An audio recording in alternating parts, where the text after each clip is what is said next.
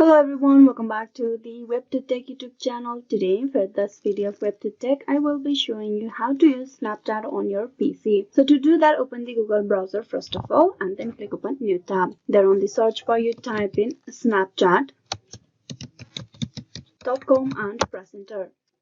This will open the official Snapchat web page. Now once you're at this page, you need to click on login to chat. Click that. So here you need to log in into the account. For that, you need to provide your username or the email address. You can also log in with the phone number if you click on use phone number instead. I'm going to type in my user ID over here. Then after, you need to click on verification over here. Click verify and go through the verification process.